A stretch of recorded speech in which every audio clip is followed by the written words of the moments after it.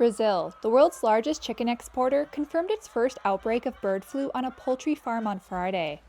The outbreak occurred in the city of Montenegro in Brazil's southernmost state of Rio Grande do Sul, the farm ministry said.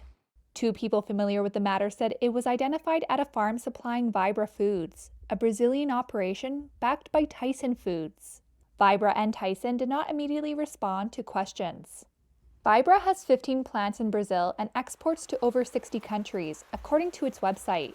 The announcement of its outbreak triggered a countrywide trade ban from China and statewide restrictions for other major consumers. Brazil's Agriculture Minister Carlos Favaro said on Friday that China's ban was set to last 60 days.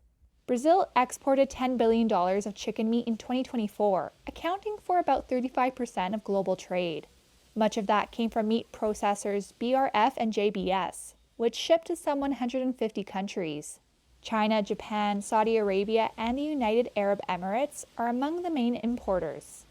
Veterinary officials are isolating the areas of the outbreak in Montenegro and hunting for more cases, the state agricultural secretariat said.